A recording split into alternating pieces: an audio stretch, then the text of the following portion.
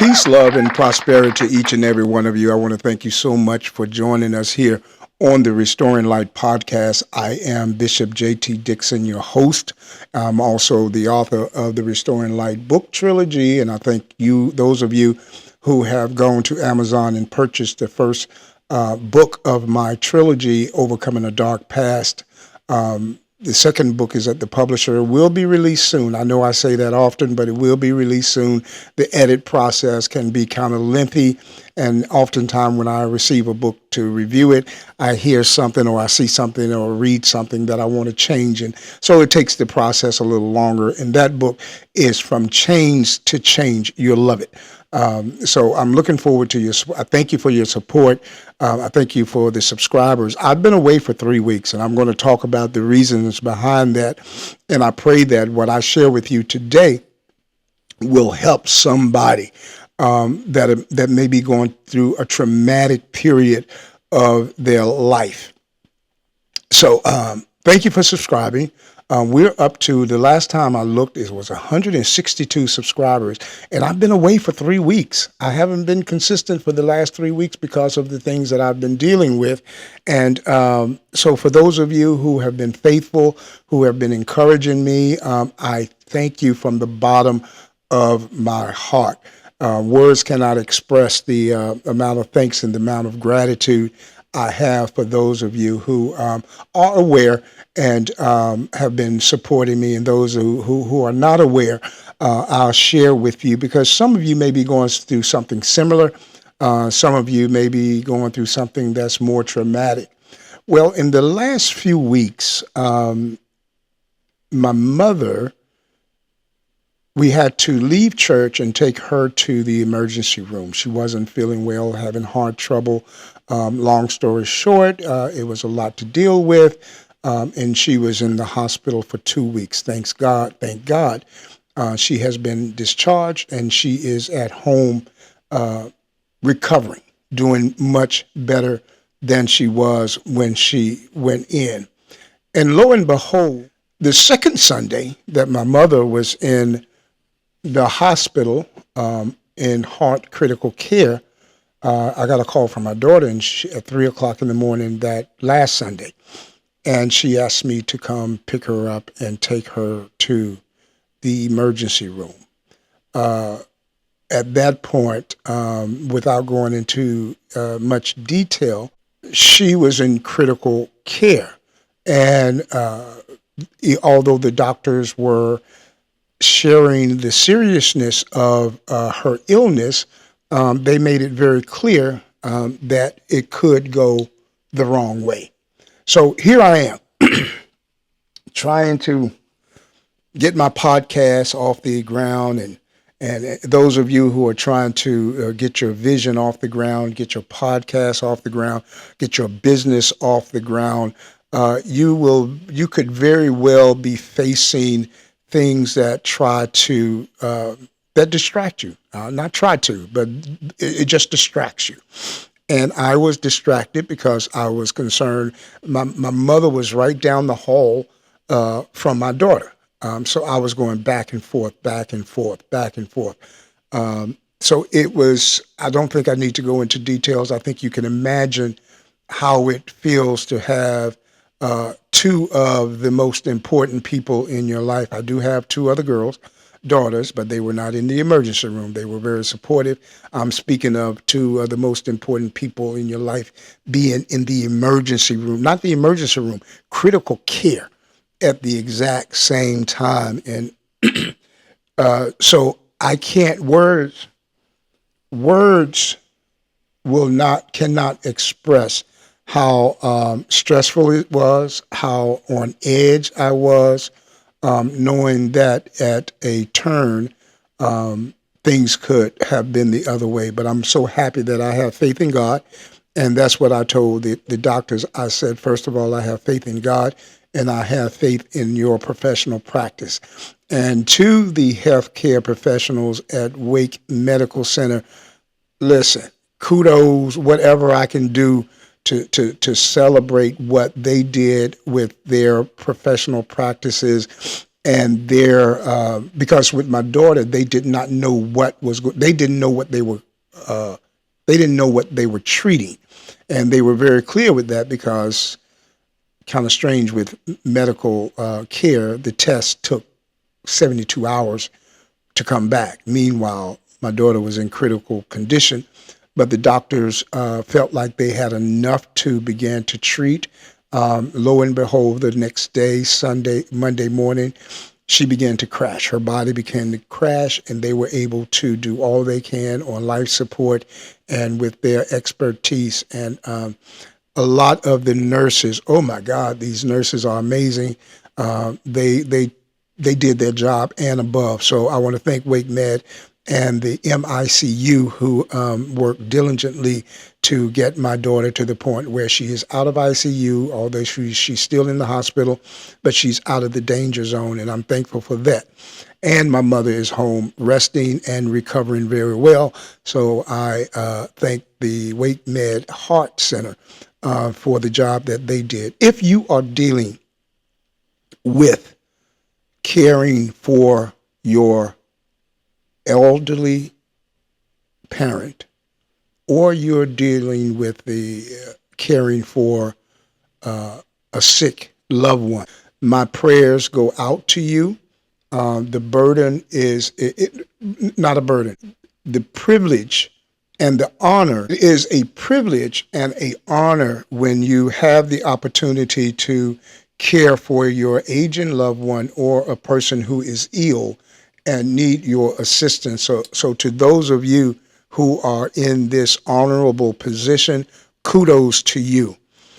But let me talk about the flip side of this. There are many lessons that you will learn. There are many emotions that you will experience. It will come to a point where you will understand those, or you will be able to identify those who genuinely support you. You will identify those who are waiting for your moment of weakness so they can pounce and either destroy, take away, or whatever their negative purpose is. You can see those things. But the scripture that just kept coming to me, and I'm going to share something else about our African heritage that really blessed me and strengthened me. But the scripture that kept coming to my memory is God, if God be for you, he's more than the whole world against you. So to somebody who is listening this morning, I want you to know beyond a shadow of doubt, if God be for you, he's more than the world is against you. So no matter who might be plotting against you, no matter who might be conspiring against you, the thing that I really, really appreciate about being a spiritual person and having a relationship with God, so whatever your higher power is, I don't argue that point, but my higher power, I call him Jesus Christ. And the beautiful thing about it, when your flesh is weak and during moments of trauma or traumatic experience, your flesh will be weak, your emotions will be all over the place. But if you are connected spiritually, your spirit will have a level of strength that will sustain you through whatever you are experiencing. And that's what I had the privilege of experiencing. I was very sensitive spiritually with everything that was going on around me. So if you are going through something that your emotions are all over the place, your body is weak, it seems like you're not getting enough rest, because I was not getting rest. I have been sleeping in the hospital for the last week and a half. So you can imagine those chairs in the hospital are not very comfortable. So my body was weak. My emotions were all over the place. Mentally, I was like a basket case. But spiritually, I was strong. So I want to share with you, tell you, be strong in the Lord and in the power of his might.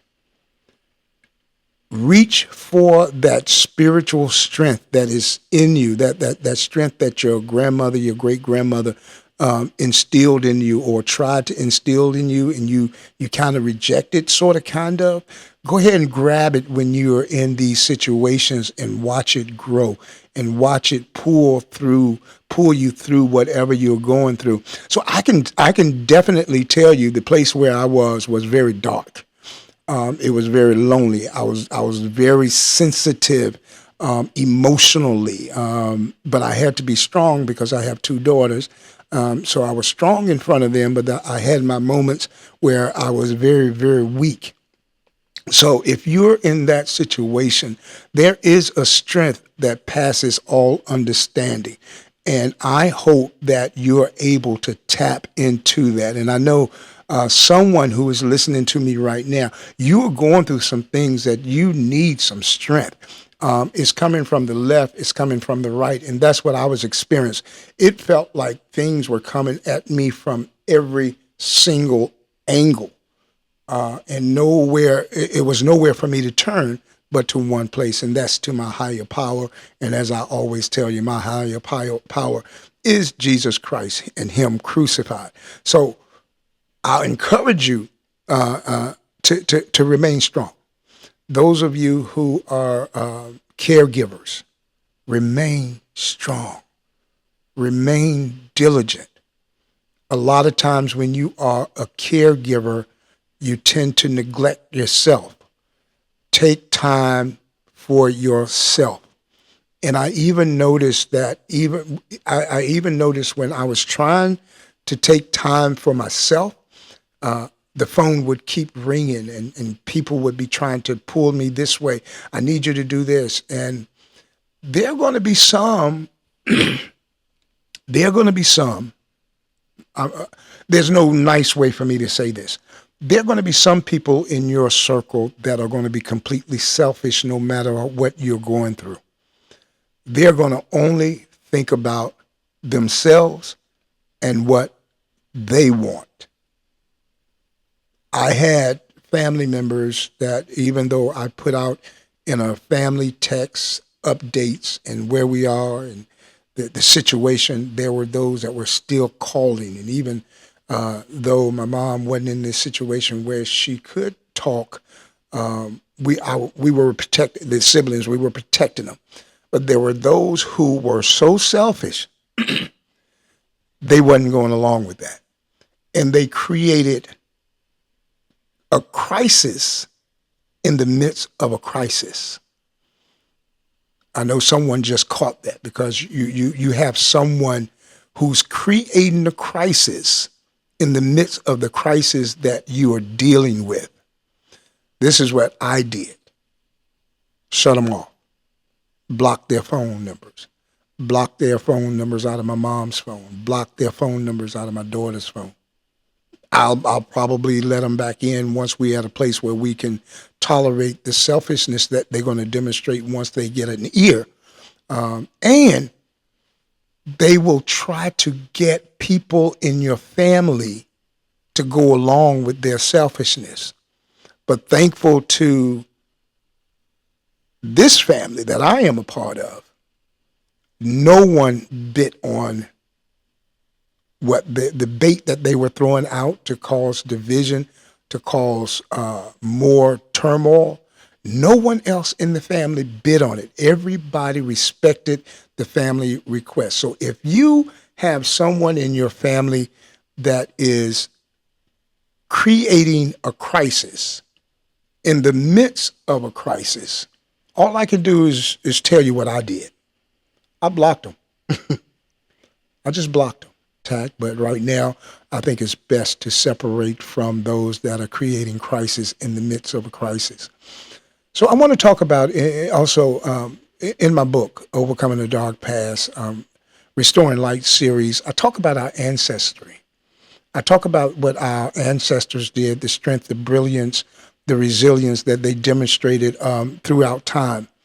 And there's one part that I have learned and I've researched, and I realized the truth about our ancestors and the role that they play when they are when they leave this life. They are our intercessors between us and God. This is what I believe. I'm not saying don't have the emotions, but what strengthened me is the fact that I felt like I could pull on my ancestors, and they interceded for me in the angelic realm. And that gave me comfort.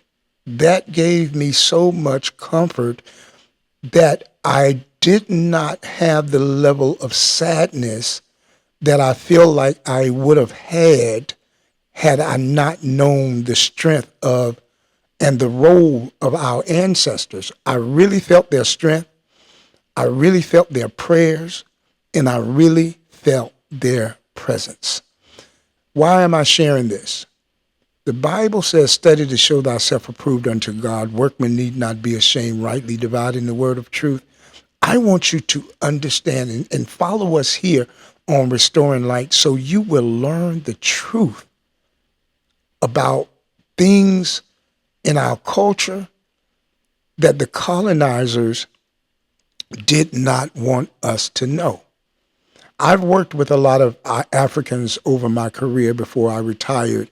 And one of the things that was kind of common, a lot of Africans felt about Black Americans, that we were weak.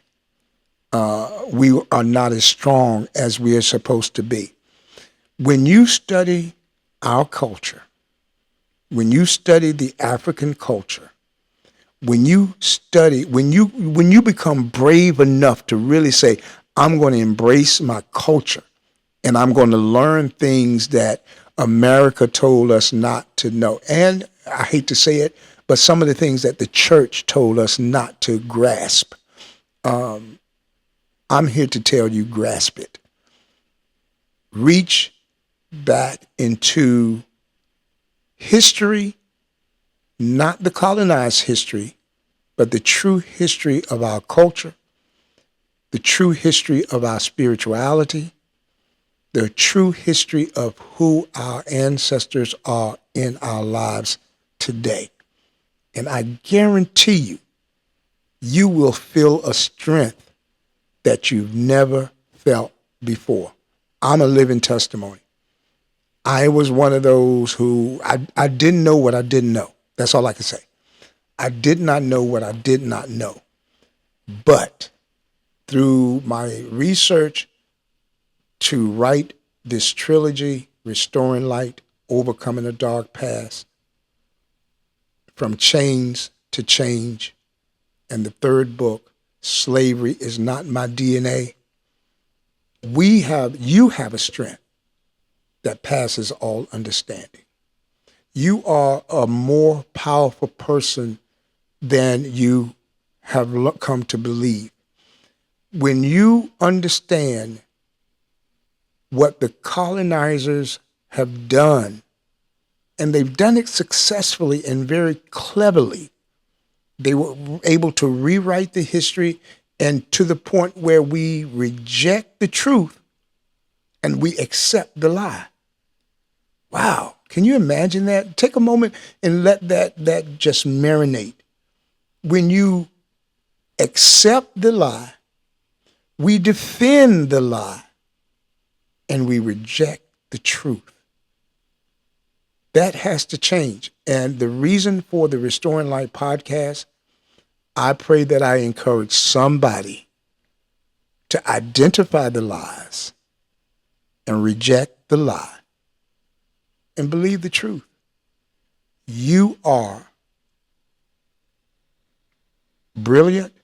Your ancestors are brilliant, resilient. They were united, and they accomplished so much with all odds against them. So whatever you're going through, and it seems like all odds are against you, understand you have a strength in you that will cause you to do exceeding abundantly and above all that you may ask or think. That's the God we serve. That's the spiritual strength that we have. He'll do exceeding abundantly and above all that you ask or think. You're going to make it through what you're going through. Like I said, what I just experiencing, and I'm still experiencing it because my daughter is still in intermediate care. She's not in critical care, so we're thankful to God for that. But she's going to overcome it all. And I'm confident of that. And whatever you're going through, you're going to overcome it all. Continue to be strong. Continue to resist those who are around you who create crisis in the midst of crisis. Focus on you. Focus on your health. Focus on your family. Focus on your mental strength. And block out every spirit, every person, I don't care who they are, that come against you while you're in the midst of your crisis or you're in the midst of whatever you're going through. You're going to come out of it just like me, shining like pure gold. So again, thank you for supporting the Restoring Life podcast. I am going to leave and shut down. I'm going to the hospital. I stay with my daughter throughout the night. That's just me. I'm not going to leave my daughter in there. I used to recruit nurses, and although you have some wonderful, wonderful nurses, you have some nurses that end up being investigated, and I'm not going to allow that to be a situation while my daughter is laying in bed, unable to fend for herself. And I definitely encourage you to do the same. If you have a loved one in the hospital, do not leave them in that hospital alone. You have professionals and you have unprofessionals. Okay? So continue to follow me. Please share, like, comment, interact with me. Follow me on Instagram, TikTok, and YouTube. We're going to have a wonderful journey. Thank you so much for being patient. I can't say that enough. Thank you for being patient with me. Thank you for waiting for me to come back on. I'm excited about the future. I'm excited about where we're going together on this journey. God bless you. May heaven smile upon you, and may the peace of God be forever with you. God bless you.